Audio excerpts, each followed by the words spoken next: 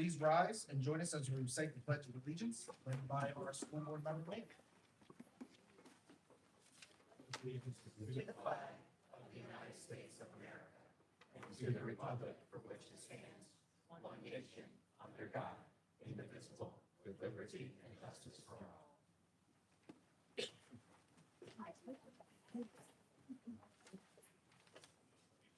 All right, are there any additions or corrections to the agenda? There are none. With none, do I hear a motion? Make a motion, we approve the agenda as presented. Do I hear a second? Second. As moved by Mr. Wallace, seconded by Mr. Handy. Are there any questions or comments from the board? All right, all those in favor, please signify by saying aye. Aye. All those opposed, nay. Motion carries. All right, next up in the board meeting, for board members and the executive secretary, to discuss items of information and topics from our participation in various professional organizations and committees.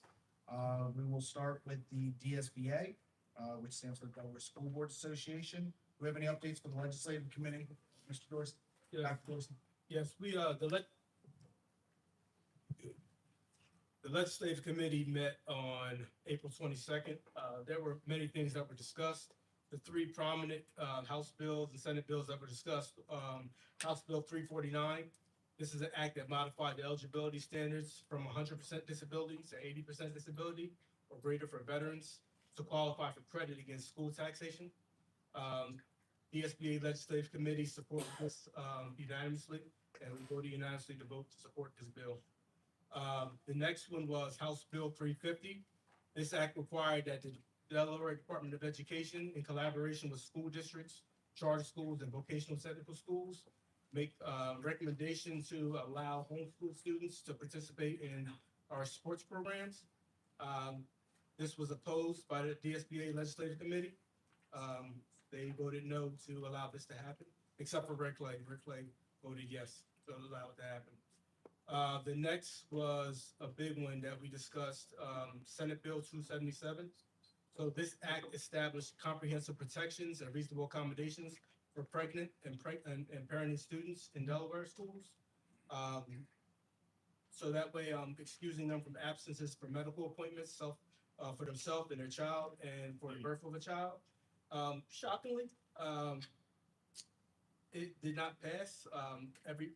For the legislative committee, they were opposed to it, except for Red Clay, Brandywine, Colonial, Cesar Rodney, and Polytech representatives. Not really understanding why we wouldn't still support our students who were expecting a child as excusing their absences, especially when we have students. The conversation that happened was that we have students who are suspended from school who get excused. Why would we not excuse somebody who needs to go to a medical appointment? But the other most downstate schools voted against it.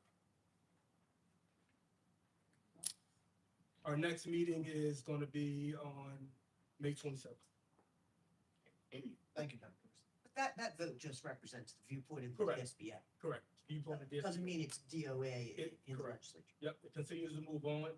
It's just that the DSBA Legislative Committee opposed it, except for, as I said, the representatives from Red Clay, Brandywine, Colonial, Cesar Rodney, and Polytech.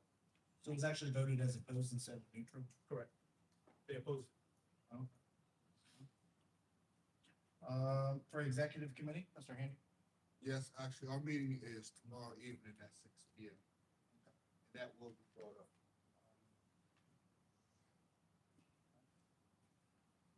And I'll slowly turn to Dr. Benzer for the Chiefs.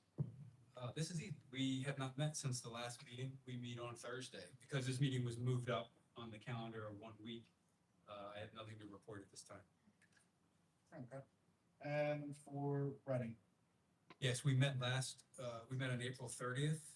I provided the board with the information that was presented at Reading.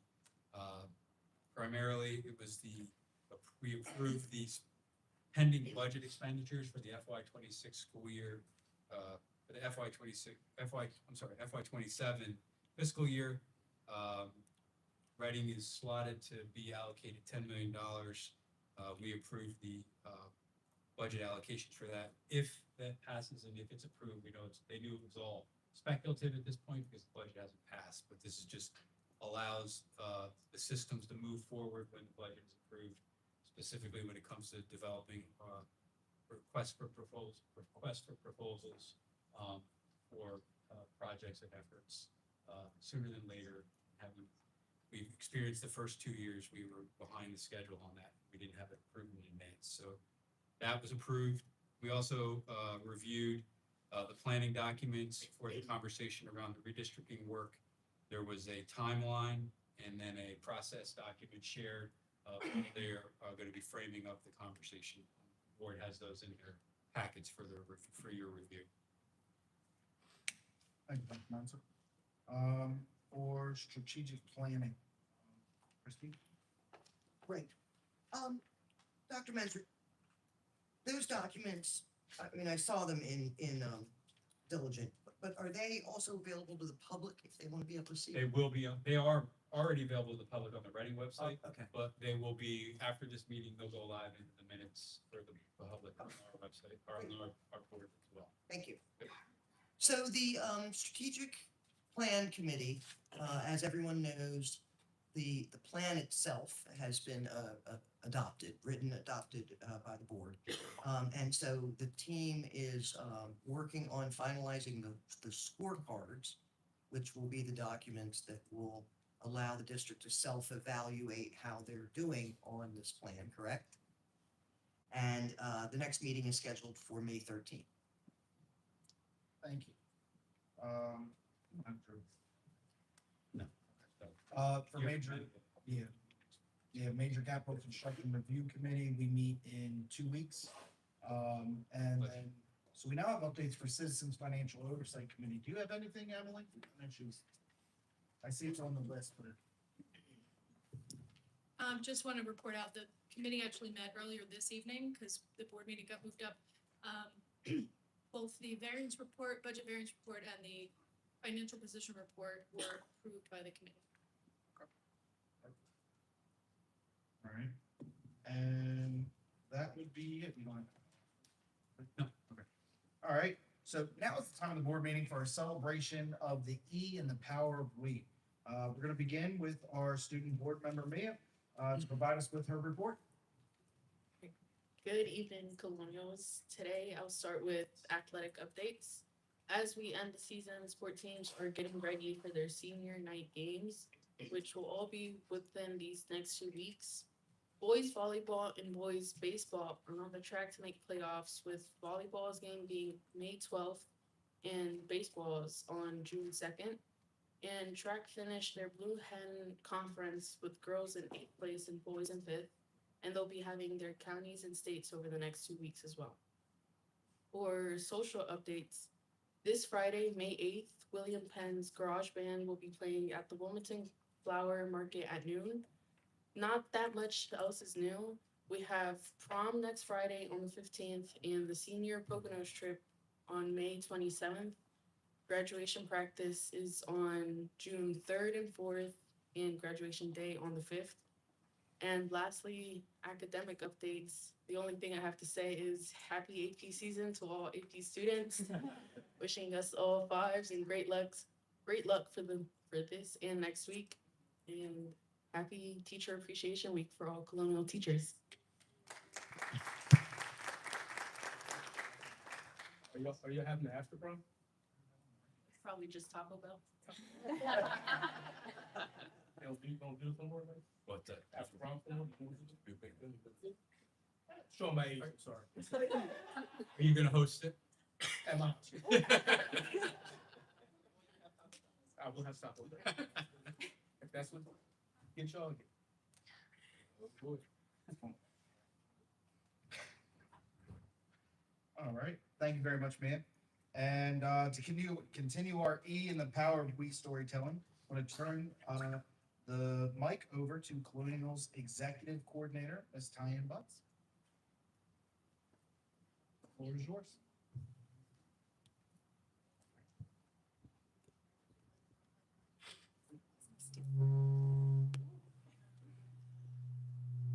Speaker. Yes, because of speaker.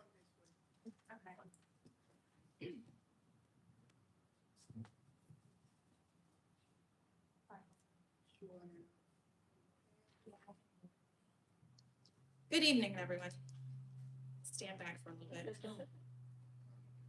Thank you.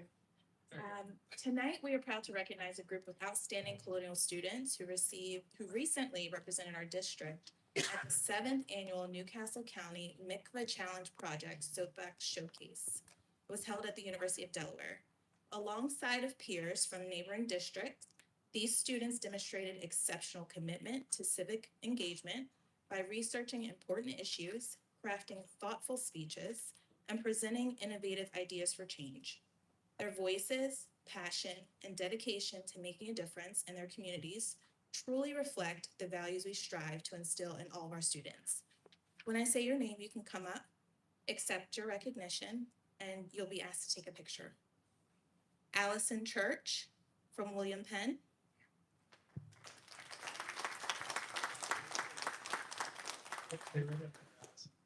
Allison. Stay right up. Yep. Hey, you look that way. You're gonna group shot. We're gonna do a group shot first. Oh, okay. Yeah, we're just Oh, calling. she's just staying. All right, got it. Joelle Bostic from Gunning Bedford. Alexa Benito Martinez from Gunning Bedford. Megan Pham from Gunning Bedford. And Usher Hashmi, Gunning Bedford.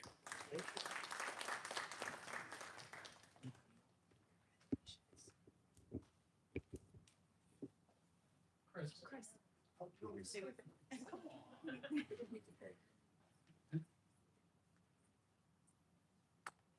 Congratulations.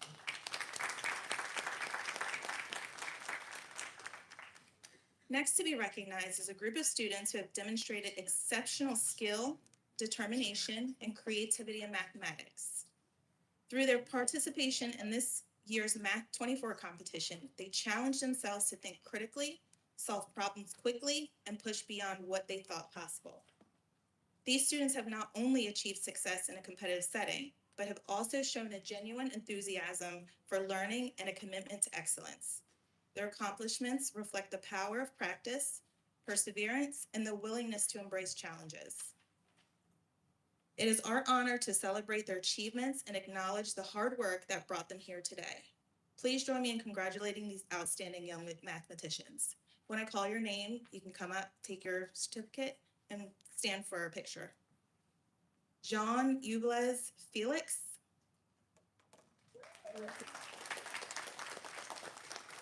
Michael Hopkins. Emanuela Ishmishi. Dorothy Cherizard. Robert Fisher. Frank Robertson.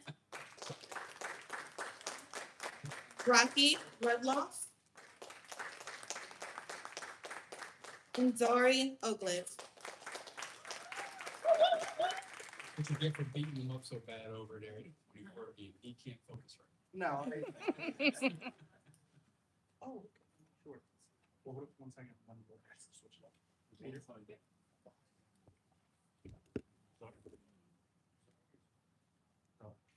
All right, guys.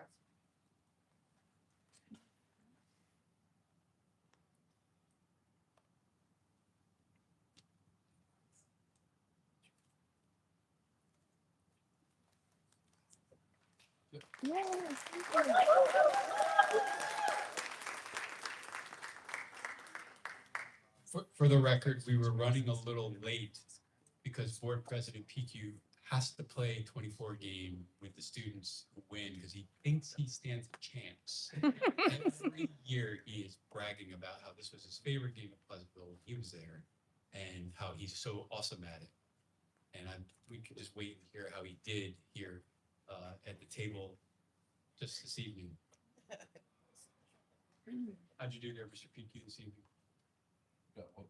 Did you win any hands? Not a single one. Not a single one. They're like, oh, do you want single or double digits? I said, let's do double digits. It's fine. I'll be easy on them. And then two of them, Frank and what was the other gentleman who absolutely whooped up on me? That was utterly embarrassing. I'm not gonna tell my wife about it, but, I thank you guys so much, for coming out. I'm glad that we invited you out here. I'm planning on not inviting you guys out. But no, seriously, 24 game was one of the funnest things I ever did. In elementary school, middle school, the competitions were great. I fell in love with it. It's a game that my wife and I still play, and I'm so proud of you guys for doing it. And, just showing how amazing you guys are. You guys really kicked my butt, so I appreciate it. Congratulations.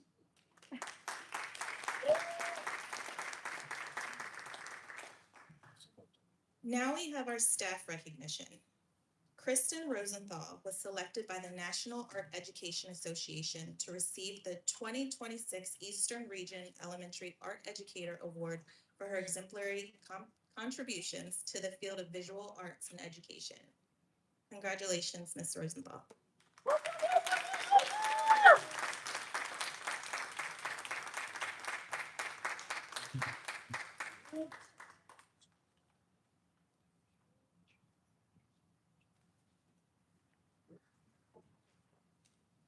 Congratulations. And that was on the heels of, if we weren't around, an amazing art show on Friday and Saturday here at William Penn. It was just an awesome experience. Definitely recommend you come out next year if you get a chance.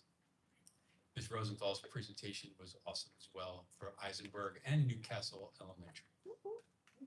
Ms. Ross in the back. We do have one unannounced, one last minute staff member we'd like to recognize. I think they're here today. Jeff Jabot.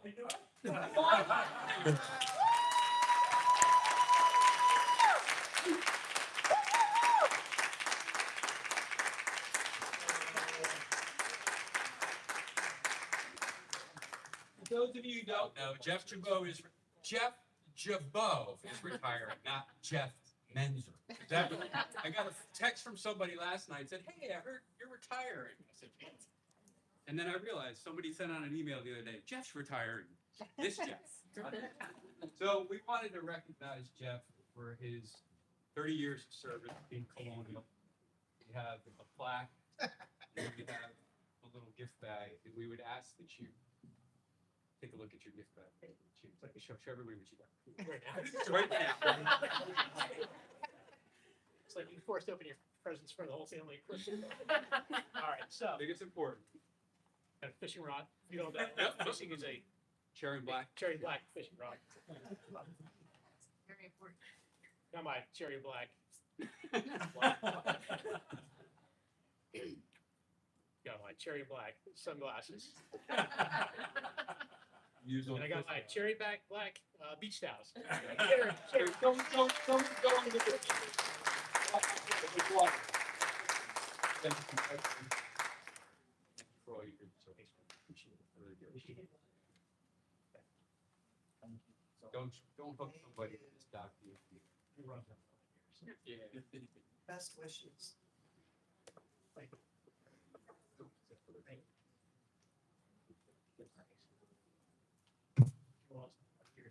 Body. I'll be right behind. Thank you, Jerry. Thank you.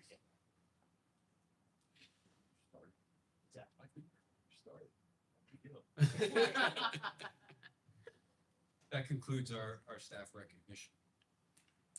Thank you so much. All right, now moving on to, public comment. At this time, we're gonna pause the meeting real quick to allow for the families, students and staff that need to leave, time to do so. However, you're always welcome to stay and enjoy the rest of the fun and entertaining meeting. But if not,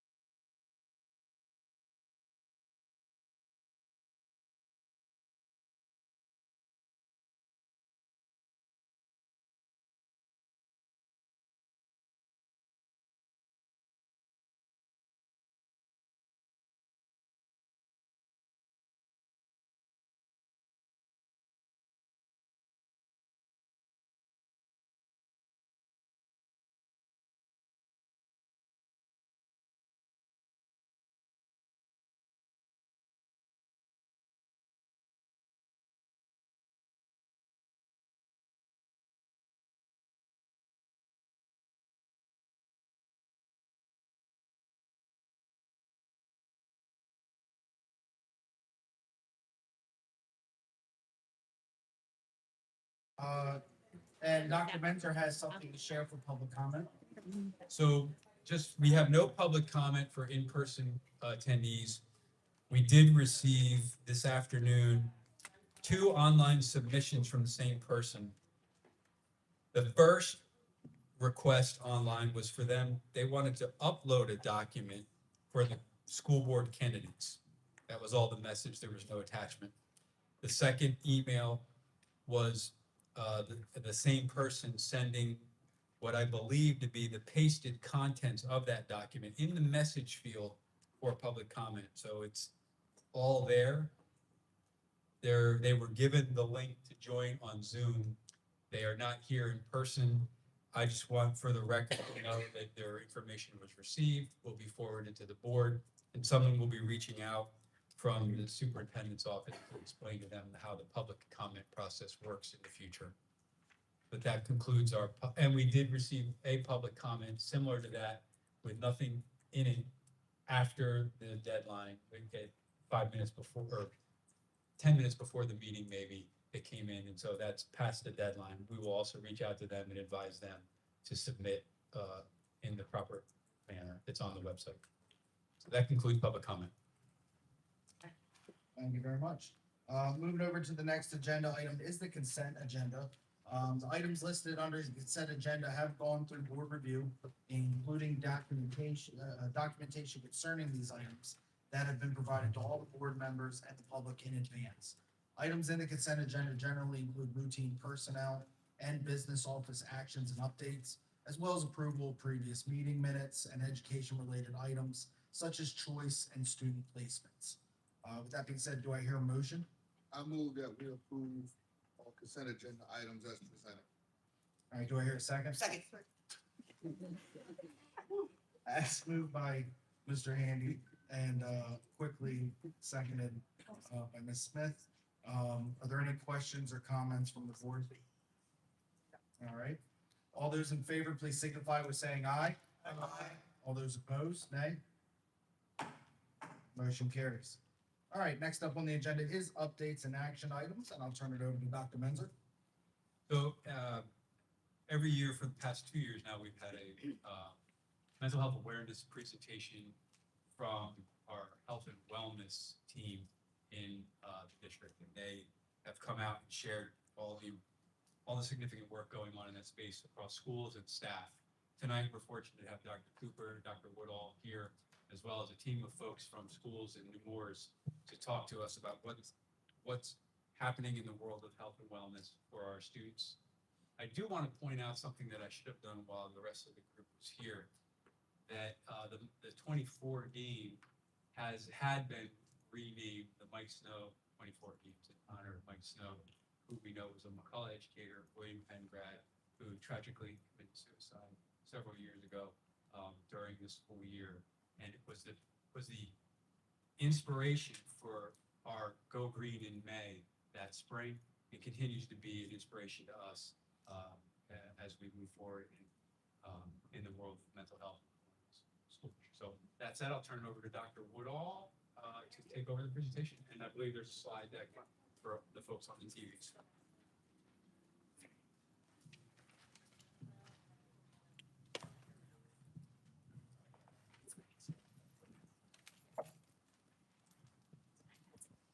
All right, so good evening, President PQ, Dr. Menzer, and members of the Colonial School District Board. And as we shared each year in May, our division looks forward to highlighting some of the work being done to support wellness throughout Colonial Nation.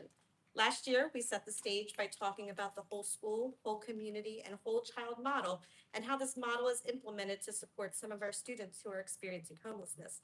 This year, we wanted to share a story of how one of our community partners is supporting student wellness throughout the district. Tonight, we are joined by representatives from Nemours Children's Health, Pleasantville Elementary, and McCullough Middle School to describe their pathway to wellness through community and family partnerships. I'm going to quickly pass the mic to Denise Hughes from Nemours to kick off the story of this journey over the past several years. Hi, everyone. So I'm Denise Hughes. So we've been with you guys for several years, pre-COVID, pre-school-based health centers, doing lots of different things in the district. Some of the big things that we just wanted to share today are, we have the school-based health centers. We're in 8 of your elementary and McCullough. Then we have the DASH program, which is helping with student attendance. So we work very closely with your schools to help keep kids in the seats. We have the Nemours Link program, where we give your school nurses access to our health records with parent permission so that they become an extension of the child's care team in the school. They can see medications, asthma action plans, etc. So the kids get the best care still while they're in school by your staff. And at McCullough, we've done asthma self-carry program. So the kids got certified, so to speak, to carry their inhaler with them during the school day. And then Project Adam just happened, and I'm gonna let them talk about it, but it's basically a cardiac program that they became certified in 2 weeks ago. So I'm gonna turn it over to McCullough and Pleasantville so they can tell you the story of the boots on the ground. Good evening. Thank you for having us at tonight's board meeting.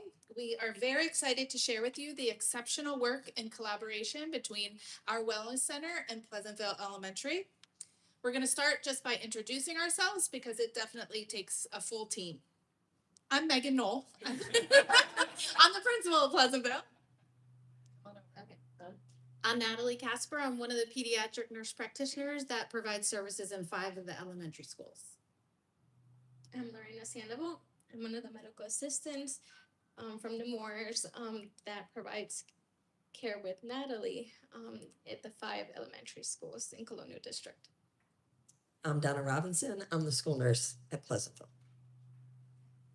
I'm Debbie Husfeld. I'm a parent of kids at Pleasantville Elementary School. And I'm Tamika Wingo. I'm the student advisor at Pleasantville. So we're going to begin by sharing some of the data that displays the impact that the Wellness Center has on our community. Then we're going to highlight some of the collaboration between our Wellness Center and our school nurse. And we're going to end with some very personal thoughts from one of our very own parents at Pleasantville. So I'm going to pass it over to Natalie. Okay, I'm just gonna go over our data in terms of Pleasantville this year, which we're very excited that almost 56% of the students at Pleasantville are currently enrolled in our school-based wellness center. This year we have seen, and these numbers are as of the end of March, so we've actually seen a bit more than this, but total was 395 visits for this year just at Pleasantville. And that accounts for 151 individual students at that school. So myself and Lorena, we are in charge of the physical health aspect. We have seen over 50 physicals this year at Pleasantville. We have, this was new this year for us with the giving as many vaccines as we have. So we've given over, at this point, 150 vaccines to students. And we see numerous different illnesses, sick visits. And really the goal is to try to see them and get them back to class if we're able to do that. Our behavioral health therapist, Ms. Janine Hawakonki, she provides mental health support, individual counseling, and her numbers are shown above 163 visits this year for 17 students at Pleasantville. And then I'm going to let Lorena talk about our collaboration. In terms of collaboration with Nemours Wellness Center, we wouldn't be able to have this great collaboration if it wasn't with the help with the staff at Pleasantville Elementary School and along with the other schools that we also are involved in or in the school buildings. With the collaboration with the physical health aspect, specifically the physicals that are required for the school, and also vaccinations and screenings, like blood screenings that are required for students to have completed at the school, that those students constantly get referred by our wonderful nurse, Donna Robinson, and she's constantly having that collaboration with us, and we're here to provide open access to care to students and meeting them where they're at the school. This allows students to not miss school and able to attend, reduce absenteeism, and also allowing them to just miss a few minutes of time. And we try to grab them from class when it's not learning during recess time and things like that. And same thing with our behavioral health therapist. I assist with scheduling the appointments with our therapist, and we collaborate, like I mentioned, with the school to reduce the absenteeism and have consistent care management with our students. So I felt like the best way to let you know how the Wellness Center supports our students, families, our community by telling a story. So we had a little boy who entered our school very, very first day of school. He was from out of state, came to Pleasantville, went out to recess, our blue dome out at recess. He was just climbing like a normal child. His hand slipped. He went down, cracked both of his two front teeth. So he also needed immunizations and other services. So he was seen by Natalie at the Wellness Center, and I said to her, this didn't all happen on the same day, but I said, we need to see what we can do about this poor little guy's teeth. Mom didn't drive, didn't have a car. She did not have insurance. So Natalie and Lorena, with coordination with the care manager at Nemours and their financial services, we were able to provide an Uber driver through Nemours financial funding, and they were able to find a dentist that would see, and Nemours funded it, and this little boy had his teeth fixed. So that's just how we all coordinate together to provide services for our kids. Bravo. For me, they're a lifesaver. As a single mom working, if I had to take off every time my kids needed something or they were sick, or like, is it something that's contagious? They can go to school or not? I I probably would never be able to do anything with my kids for vacation or anything. My time would literally be spent taking time off to take them to doctor's appointments. But Donna is amazing. She loves these kids like they're her own. She always makes sure they get it, and she will recommend if she thinks they need to move to over to the AI. And AI is there to answer your phone calls if you say, "Hey, look, I think this might be something, and I need it looked at," and they're instantly right on it. The professionalism among these ladies is amazing, and the love and care that they give to our children is just top notch. Thank you so much for having us, and we are so grateful for the opportunity to share how the Wellness Center has been able to support our building.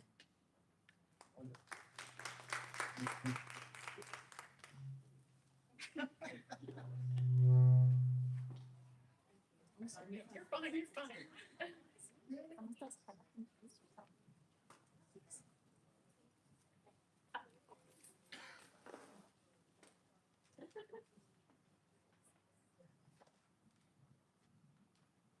All right. So I'm Hyacinth Lewis. I'm the proud principal of McCullough Middle School. And so I'll give my team a chance to introduce themselves before we get started. Hi, I'm Dr. Paige Morris. I'm the health teacher and also athletic director at McCullough Middle School. And my biggest fan, I'm Kathleen Sawyer. I'm the nurse practitioner at McCullough Middle School. Hi, I'm Brenda Reyes, and I'm one of the medical assistants at McCullough Middle School. Dr. Ramirez Sanchez, I'm the behavioral health provider at McCullough.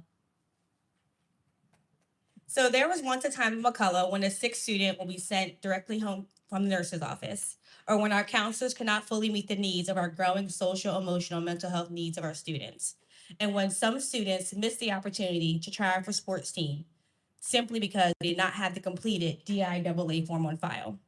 But in March of 2023, all of that changed with the opening of our school-based wellness center in partnership with Nemours. As seen in the pictures, our building identified a space within our building, and it felt as though that space had always been meant for the purpose of having a wellness center. With a private entrance that's accessible from both the exterior and interior of the building, the center provided a convenient and discreet access for students attending appointments during the day, as well as for families visiting from the community.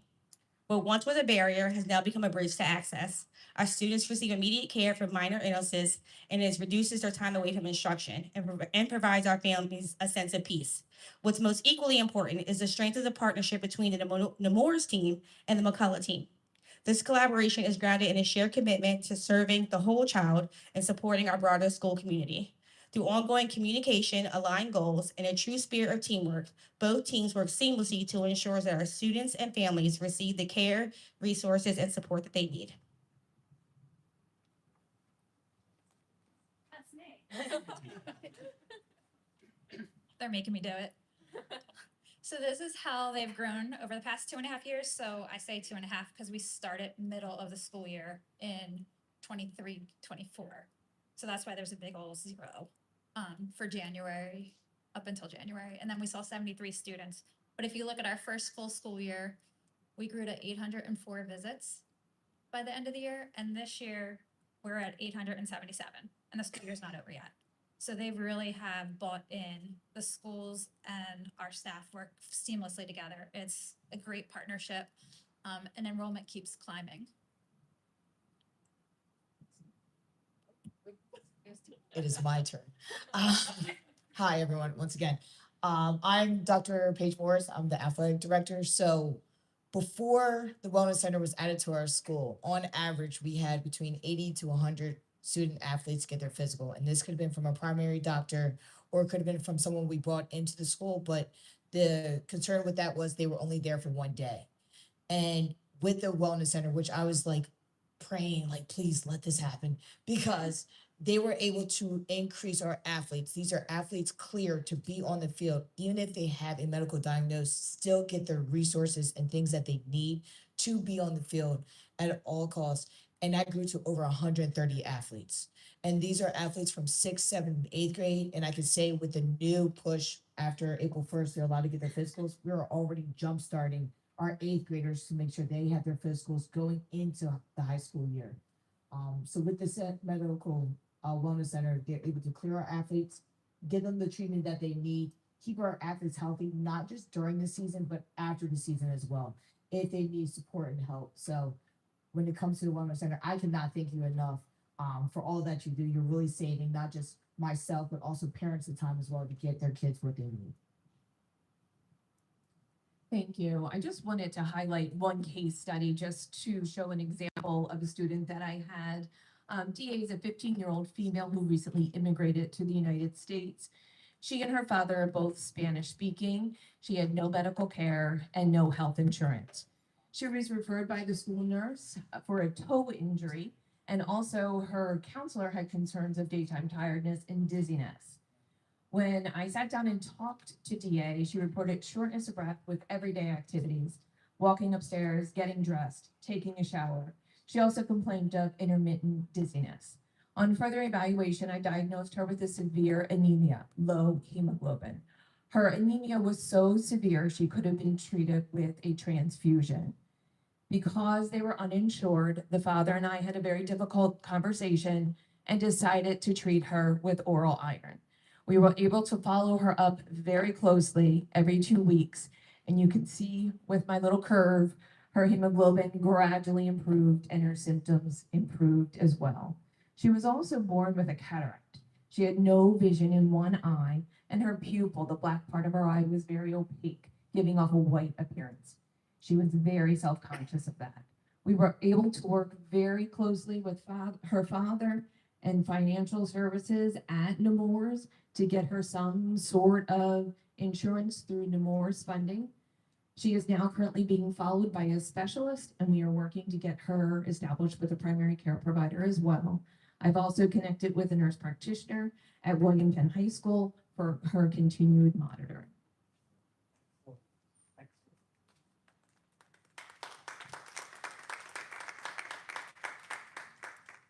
Sorry, I got roped into this one last minute as well. Project Adam is a nonprofit organization that pairs medical professionals to partner with lay people to recognize and respond to a sudden cardiac arrest. I have been working with the team at McCullough for 2 years in making this happen. We've had 29 staff members trained in CPR, 13 staff members trained into the use of AEDs. We've incorporated a new Code Adam response plan, and a 333 number is activated. When that 333 number is called, we recognize that as a sudden cardiac arrest. Code Adam team is activated, 911 is called immediately. We had our first Code Adam drill just the 15th of April. We called the Code Adam. Classroom was evacuated within 8 seconds. Chest compressions were started by 14 seconds. The first AED arrived on the scene after 31 seconds, and then the remaining members of the Project Adam team arrived. Roles were delegated, and the first shock was administered in less than 2 minutes, which is incredible. We have 3 minutes to get the heart recirculating in order to save a life. And before Ms. Ramirez goes, I just want to jump in and say that Project Adam was very important to us as a school community. Almost 2 years ago in the summer, following a student's 8th grade year, he had a cardiac arrest and passed away. And as a school community, we thought if that had happened 30 days earlier, he would have been with us, and how prepared would we have been? And so this work was really important to us as a school, because we did not want to ever be in a situation where if something like this happened in our building, that we would not know what to do with either a staff member or someone's child. So this work was really important, and we really could not have done this without the partnership of the Wellness Center. I'll give you the last slide of the evening from our end of McCullough. Just to let you know that so far this year, as the behavioral health provider, I've been providing services to 27 students on a weekly or bi-weekly basis. And again, just to break down 6th, 7th, and 8th grade, I'm primarily treating generalized anxiety disorder and depression, which is not surprising. I mean, nationally, we have mental health needs within our young adult community or our middle school students. And, you know, it's also an opportunity to engage with parents. The first appointment is with the parent and the student so that we can talk about these symptoms. What does the household look like? How do these symptoms and some of those concerns kind of seep into the school day when it comes to attendance and all those types of things like grades, schoolwork. And, you know, so far this year, I'm the only provider there, but I've had 422 appointments, and that is at the end of March. April is still probably averaging about 105 appointments for April, and I still have May to go. So we will probably be way over that, and it is a pleasure to be allowed to come into the middle school every day and serve some of these kids that most of them would not have access to therapy services if this wasn't allowed. Thank you.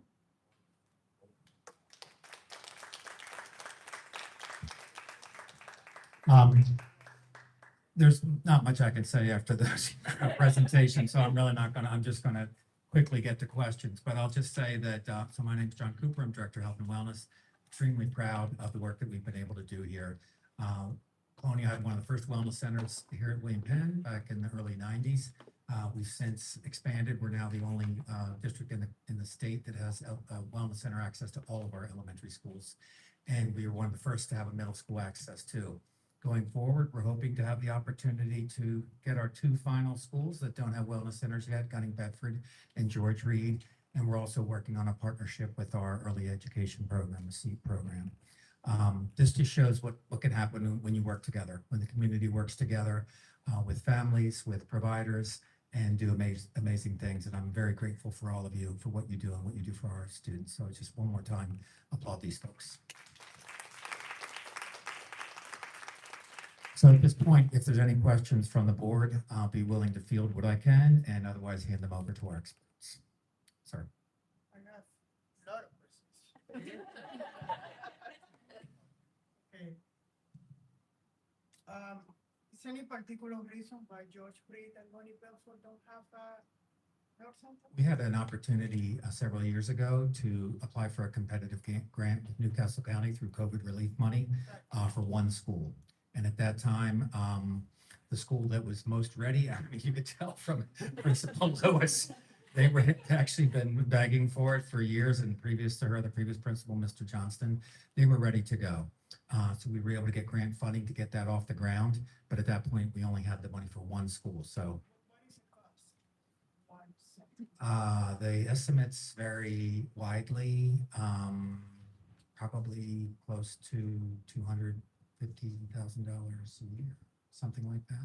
Because it's a A hub. little bit more than that, 300,000. Say probably around it probably close to the 200,000 mark because it would be a hub site because of the level of. Right, So so 200 plus for George Reed, plus 200 for Gus Bedford, so it is finding the funding. And that's something that I have to say, we're especially grateful for. Nemours is constantly looking for grant opportunities, we're looking for the grant opportunities, we're looking for any options that come available.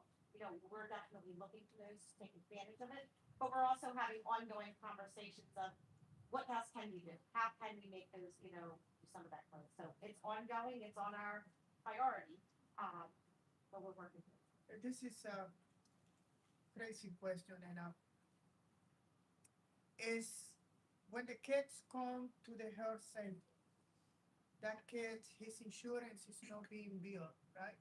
They are being billed, so it's generate some sort of income that can supplement the salary of the person that is there, right? But we also see a lot of uninsured. Yeah, we also see a lot of insurance. I'm well aware of that one. The students that we see don't have insurance, most of them. There is no out-of-pocket cost to them. No, at least. Okay, and so what is the cost of I'm sorry, that's 250,000 is just the building. So that's the operation of the center. So it's having the staff there, the materials there, all of those things, it's all of the pieces. So it's not just the place, it's not just like the renovations, make sure that it's set up. So again, as part of it, we have to have the space to be able to accommodate it. We have to go through BPH certification to make sure that it's an approved site. So there's a lot of steps that go to it. This team has just been wonderful though in helping us walk through those steps together. But it takes time. It has to be done thoughtfully, so it's not something that we can rush into. But again, I mean, it's a process and something one that we're continuing to look for those opportunities to get to. And can we say, it is an estimated for every dollar that is put into this wellness center, how many dollars do we save in the future for medical treatment for that kid? So I can say, We're actually in the process of figuring that out. At the end of this year, we'll be able to track it much better because we've been here long enough to trend it for the students. So that's our hope this summer is to really look at how many kids we got connected to primary care, so they're getting the care they need, how many kids are avoiding the ED, so they're using the wellness center versus going to the emergency department, which Right, costs a lot that's of the money. main one, Yeah, right so there. Their medical condition is controlled. We're seeing how many we're connected to specialists. So at the end of the school year, that's our goal, to look at the kids. So we tracked the kindergartners through third grade because we've been able to watch them grow and had them long enough. And we're also looking at like what their attendance has done, what their grades have done, how their behavior has changed. So hopefully by this time next year, you'll have all that information. Yeah, because that's the first step to pitch this to the broad community. And another question. Sorry. What is the cost of AED, and is that cost include the training of the person who's going to use it? So the training is separate from the AEDs. The AEDs are provided by the district, but athletics trains all of their coaches, but we had to get additional training for other teachers and staff members, and as well as the use of the AED, and that was an additional cost. It was, I think, $6,500. Yeah, and I covered for my staff for Project Adam that weren't coaches, I covered out of my building budget for them to be trained For the training, for Project Adam. $65 a person.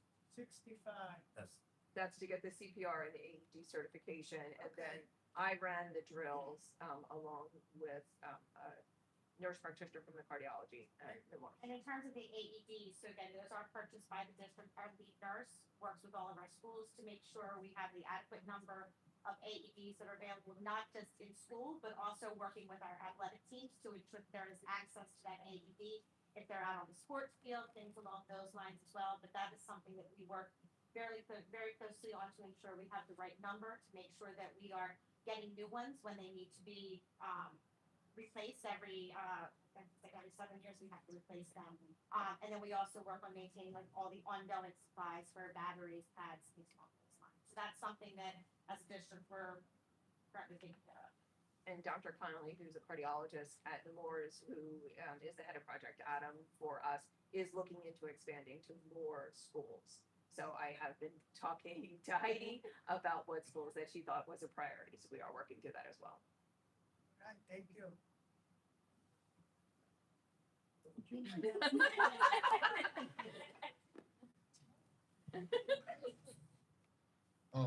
Carlos said that whatever's needed, he'll fund it personally. Not an issue. You can't sell my phone.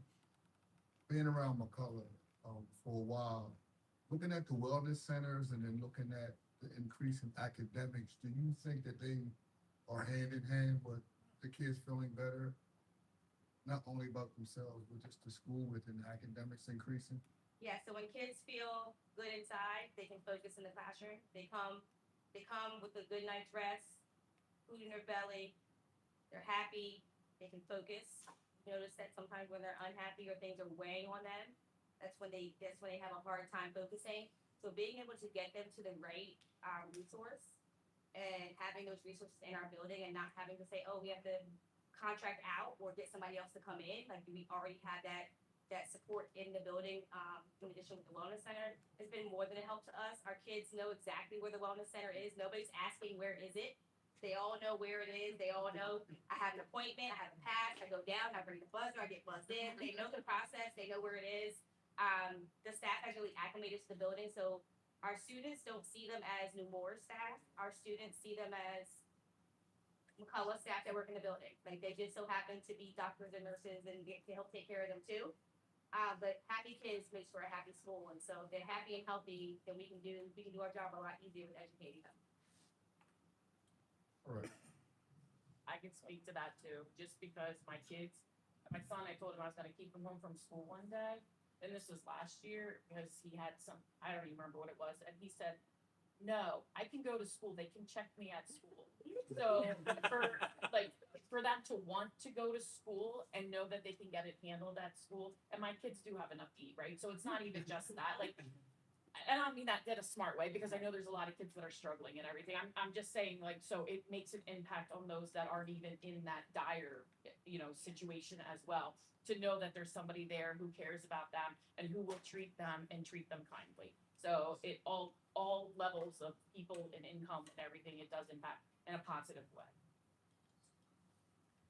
I don't have any questions, but your data is very impressive, and it makes a very clear case for why wellness centers in schools are so important. Thank you for your hard work. Mr. Lawson.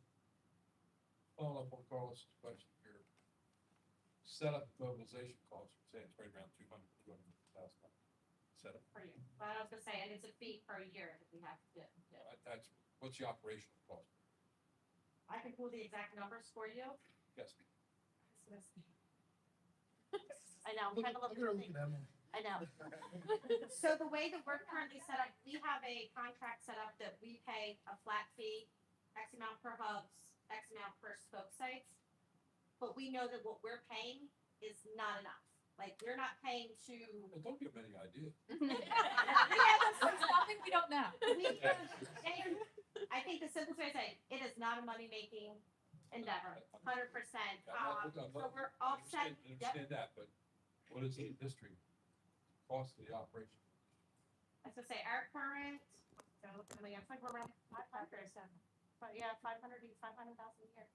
So For all I think part of the reason for the difficulty is that when Nemours getting the billing process situated when they started serving multiple schools was pretty arduous when they had to kind of jump through the hoops of public health system and Medicaid billing, and the way that our wellness centers work didn't align very well with the Nemours billing systems, so there was a lot of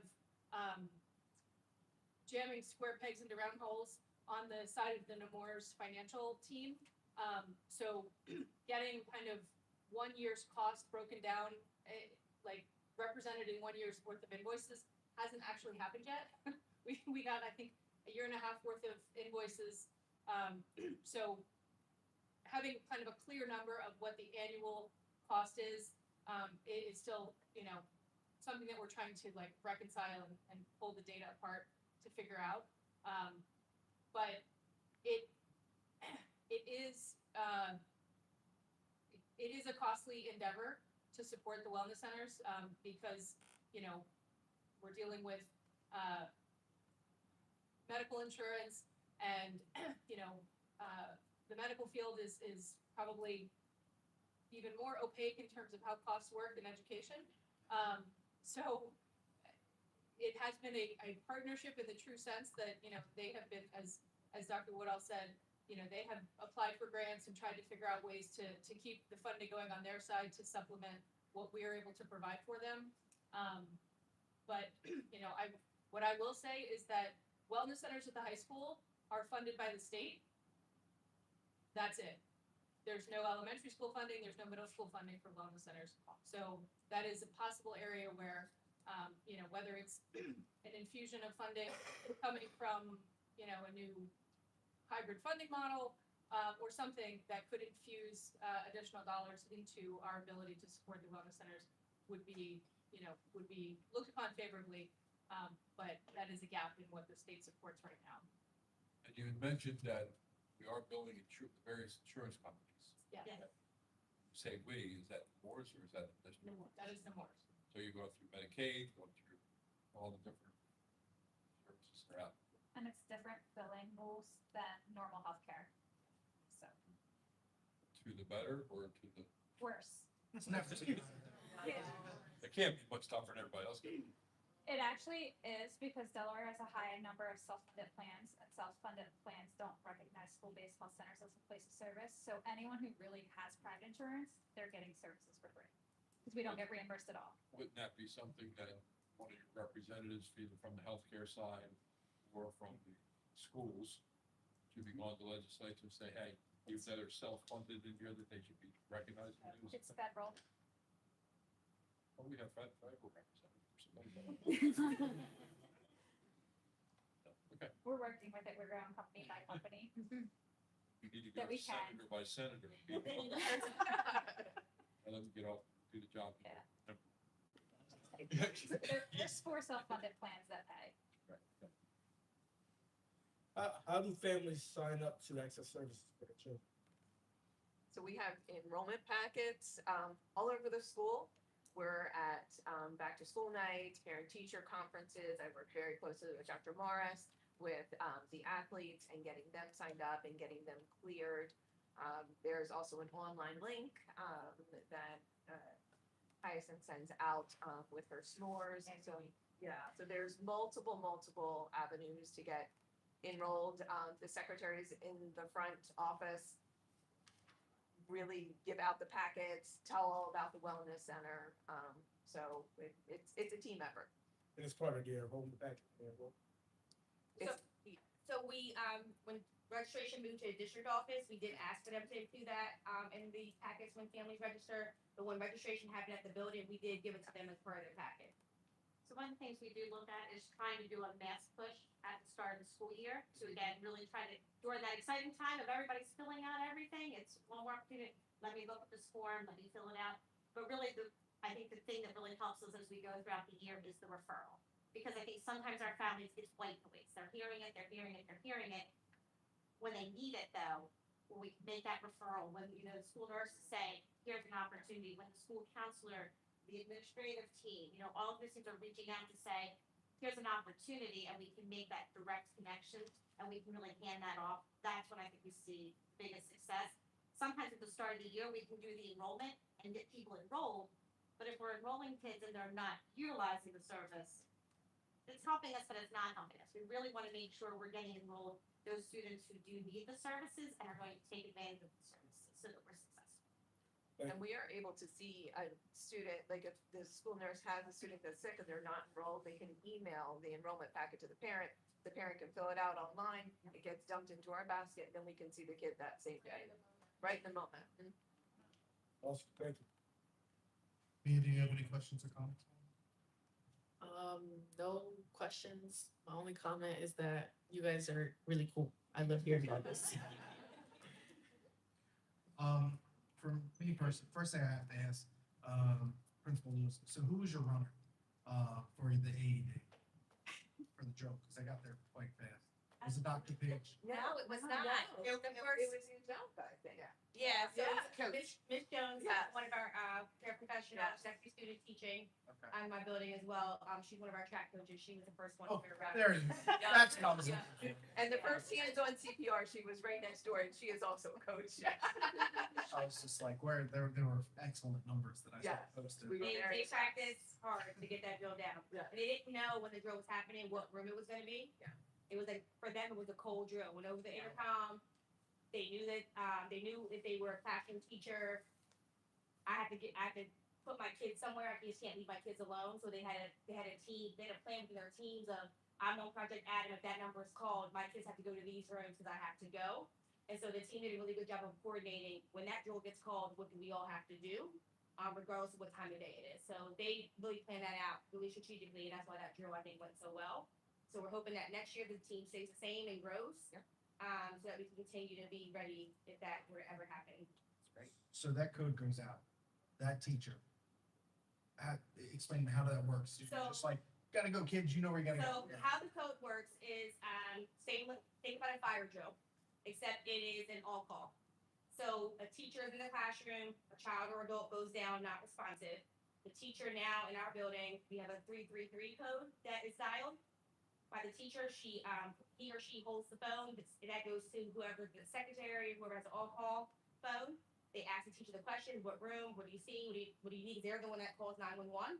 So the all call over the intercom goes out, code added in room 225, second floor, 8th grade hallway. Then the whole team, they hear it, they run to that room.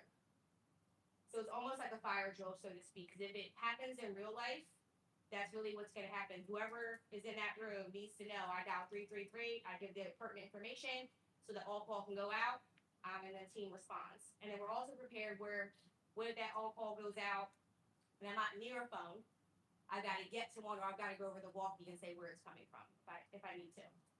And I did provide education to all the staff, the difference between a sudden cardiac arrest and a medical emergency and the procedure code, and the fact that, know who's on your code Adam team, because you might have to cover those. So a lot of coordination. So every staff member in my building was trained on Code Adam. What does it mean? What do I do? Who's on my team that's trained? Who responds?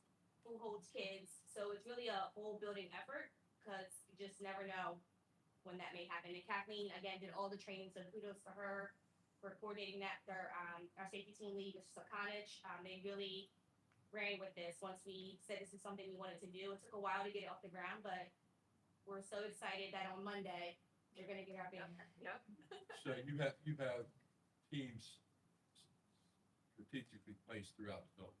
You don't just have one or two teams that have We the have whole building. 13 staff members that are All on on our team, and across they the are, building. there's some clustered, but they're all across the building. You help sprint from one side to the other. Yeah, they volunteered, they were not assigned or told, yeah. Do you have any number of how many emergency room visits happened the year before this program has been established, and how many have you done is the year after the program is in? For Project Adams. Yes. So this is our first year. Yeah, This is your first. It was I'm sorry, literally so 2 you years just getting ago. that- 2 weeks ago. Yeah. 2 weeks So- ago, yeah. Yeah. Okay, good. Yeah. So under my leadership, we have not had a cardiac emergency, and the cardiac emergency I spoke of, the child had finished 8th grade year in June, and then within a couple of weeks over the summer, had a cardiac emergency where he ended up passing away. He slated to go to William Penn, amazing kid. So when that happened, we were really rocked as a building about that and said, what do we do if that ever happens when we're here? So that kind of is how this ball got going, because it was just something very personal for us. I think I'm just ahead of, my head is planning who I'm going to teach this, and I'm trying to put my numbers together. So one of the things I will say is you each have a folder in front of you. Has a lot of information. I know we included our 24-25 summer report that the Morse put together. It's a great storytelling of it. There is also a packet of, kind of gives you the updated information, our date, so that's our 24-25 overview. The next packet behind it is the data as of March. So that'll kind of walk you through some of the numbers. Nemours every month sends us a packet like this to give us the details of what's going on. So we wanted to kind of give those numbers to you, but not walk you through all of those numbers tonight. We also included some other informational flyers, more information about the programs that you heard about, as well as how this work is in alignment with our new strategic plan. But I would say, if you're interested in hearing more about this, please reach out. We would be happy to set up visits, whether it's to McCullough, whether it's to any of our elementary schools. We would love to kind of bring you in, show you the spaces, and be able to talk through this even more. How many of your employees do you have at your school? CPR training, sorry. Not including coaches, because coaches have to be. All coaches are certified. Have to. Head coaches, assistant coaches, anyone that's a volunteer. So within coaches, that's at least 15. I would say maybe 25. He's looking for non-athletic. I'm looking for Staff. the whole staff. John has 29 staff members on this slide. Yeah, 29 staff. I think 29. Is that a voluntary thing that they can get CPR certified? So I don't have a question, but more, I want to thank you guys for presenting this, but more importantly, I want to let you know, you're not just presenting to the board. What you're presenting to, we're representatives of the public. You're presenting, and I thank you for this, because you guys are presenting right now to prospective parents, community members that are seeing this, other school districts that are seeing this, because I know we've led the way when it comes to wellness centers across the state. It's funny, I asked Dr. Mensch before Dr. Cooper had mentioned it. I said, are we the only ones that have all elementary schools with wellness centers? We've been very proud of that for quite a few years. And, we've had a couple laws that have been passed and funding been put in place to get this started. But this is exactly why we present these things in these meetings, so that we can get a chance to show this is the connections that this district does to create this scenario to protect our children, protect the community. You're not alone. There's a financial aspect here that you're saving a ton of money with case management and avoiding ED costs that you'll never be able to show on a statistic because you guys are doing that. And as you can see with the type of students that we have and where they're coming from, it's extremely important.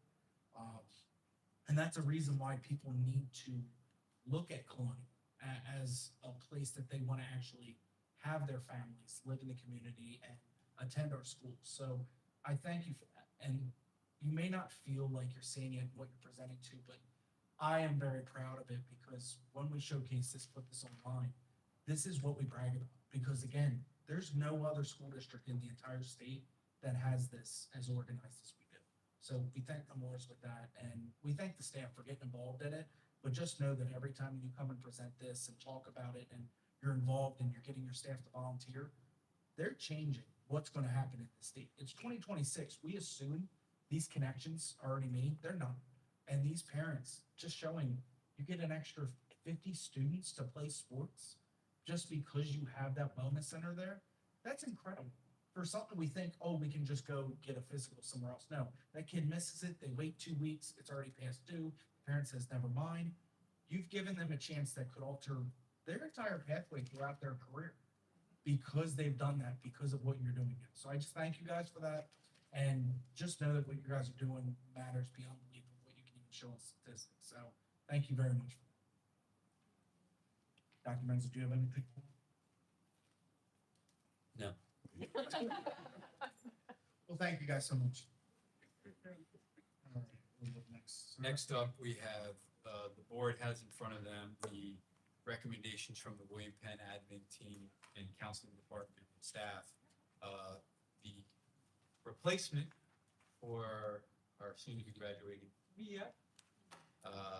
They have done their interview, they've done their process. The board has rank order of 4 candidates for the student non-voting member of the school board. Upon your approval, I will then go, as the board is directed, offer the position to the number 1 candidate. If they accept, if they decline, I'll go to number 2, number 3, and 4, et cetera. So, at this point, I ask for the board's consideration of approval of the recommendation from William Penn. I move that we approve the recommendation for non-voting student board member as presented. Do I hear a second? Second. All right, as moved by Ms. Smith, second by Mr. Handy. All those in favor, please signify by saying aye. All those opposed, nay. Motion carries.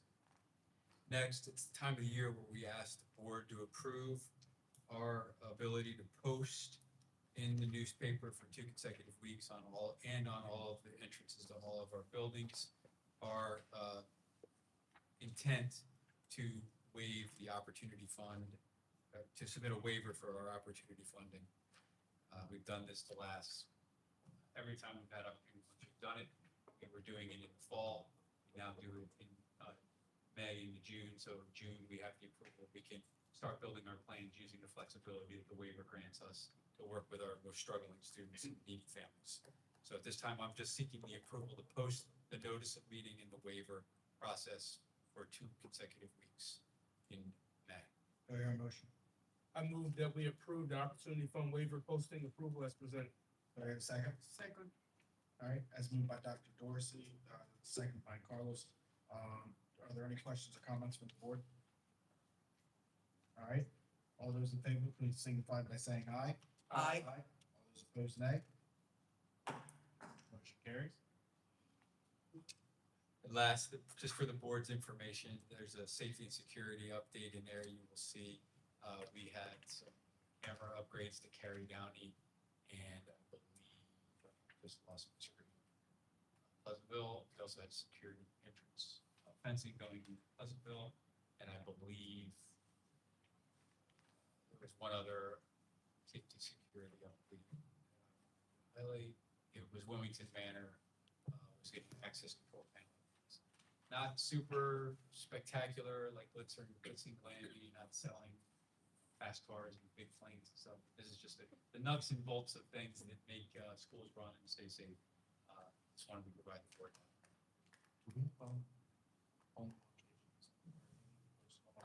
Yeah, on sometime this evening, be able to be putting out a posting about getting out the vote where the voters go for the board elections, school board elections. And just as a public announcement for everyone watching and here, please spread the word. We do have school board elections that are on May 12th, Tuesday, May 12th, that we're discussing, and we will have the polling locations put out there. Say again. It'll be in the paper. It'll be out. We hope but more importantly, it's to get out there. We have 3 open seats that are up in our election, so just obviously look out, take interest in that, and then besides that, do I hear a motion to adjourn? So moved. Do I have a second? Second.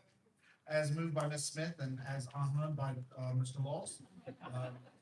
All those in favor, please signify by saying aye. Aye. All those opposed,